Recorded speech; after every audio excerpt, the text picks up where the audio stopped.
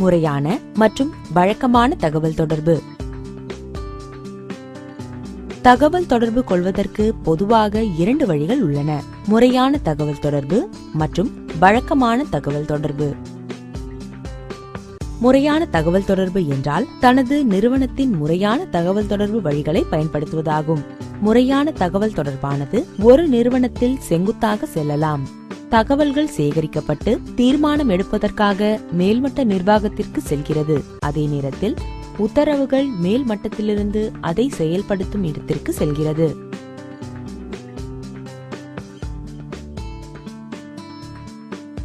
உதாரணமாக, புதிய கொள்கைகள் மற்றும் நடைமுறைகள் குறித்து மனிதவள துறையிடமிருந்து ஊழியர்களுக்கு ஒரு விளக்கம் கொடுக்கப்பட்டிருக்கலாம்.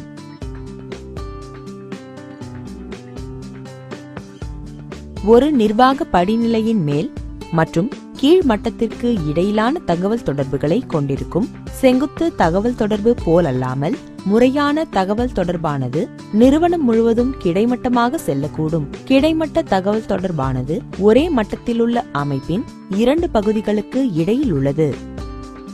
உதாரணமாக, ஒரு நிறுவனத்தின் துணைத் தலைவர்கள் வருகின்ற காலாண்டு குறித்து விவாதிப்பதற்கு காலாண்டு கூட்டத்தை நடத்தலாம்.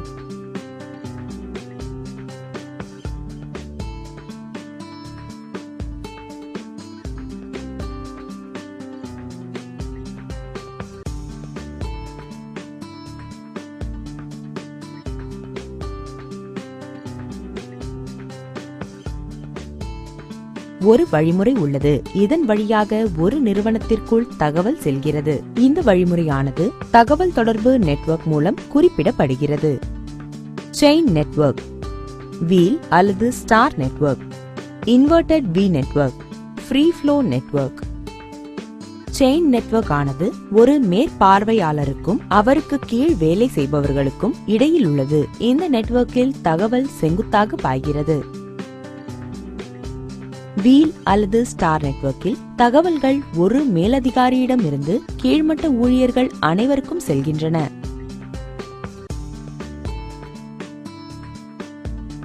இன்வெர்டட் வி நெட்வொர்க் ஆனது கீழ்மட்ட ஊழியர்களை மேலதிகாரியாகவும் மேலதிகாரிகள் மேலும் உயரவும் உதவுகிறது.